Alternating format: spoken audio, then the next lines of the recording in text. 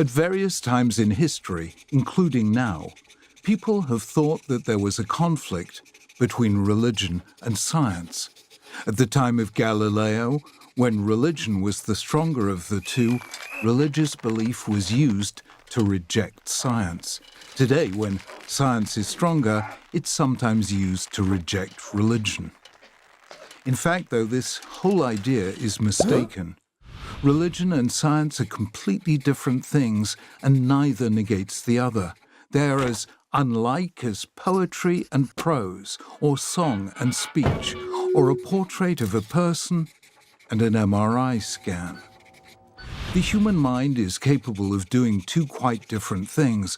One is the ability to break things down into their constituent parts and see how they mesh and interact. This is often called left brain thinking, and the best example is science. The other, often called right brain thinking, is the ability to join events together so that they tell a story, or to join people together so that they form relationships. The best example of this is religion.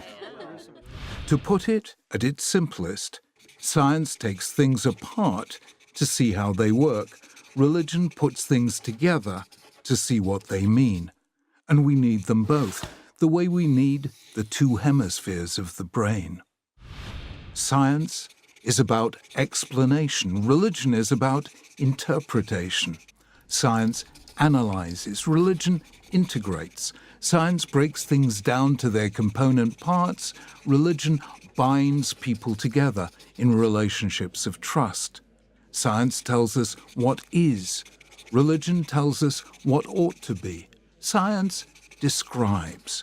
Religion inspires, beckons, calls. Science practices detachment. Religion is the art of attachment, self to self, soul to soul. Science sees the underlying order of the physical world. Religion hears the music beneath the noise.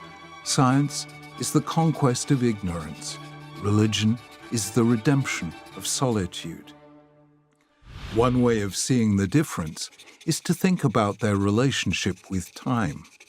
Science looks for causes of events, and a cause always comes before its effect. How did the window break?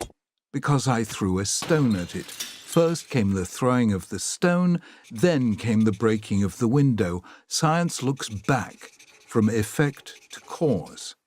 However, human action is always looking forward. Why did I throw the stone? Because I wanted to wake someone who was asleep to warn them that the building next door is on fire. An action always seeks to bring about something in the future.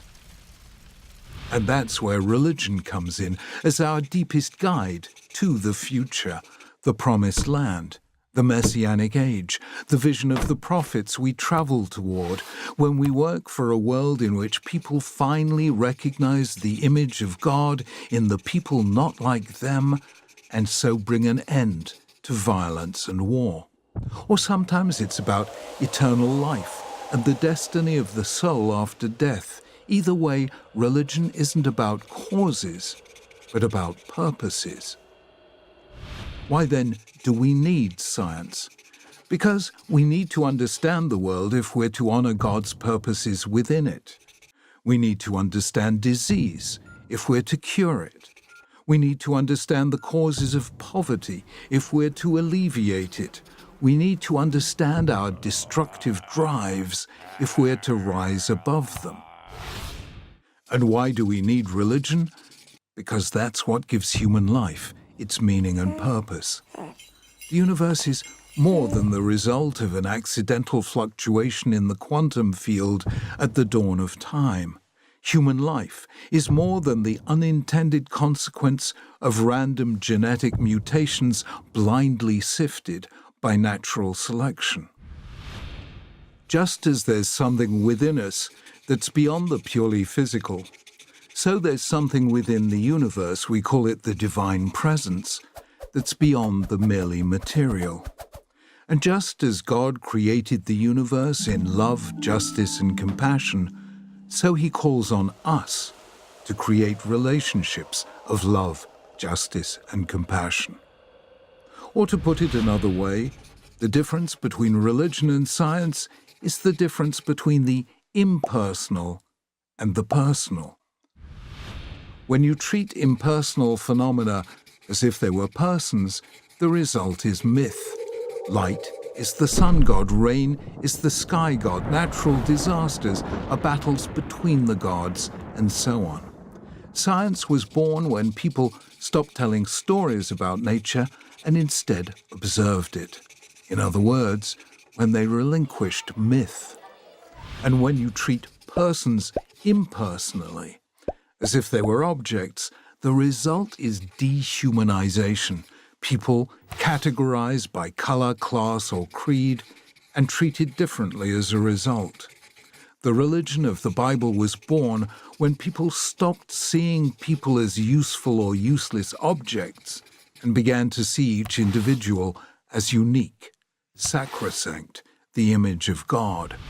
So we need both religion and science. Albert Einstein said it most famously, "Science without religion is lame. Religion without science is blind." We need science to understand the universe and religion to guide our way within it, from the world as it is to the world as it ought to be, a world of peace, justice, compassion, and love, when we, God's creations, honor God, our Creator.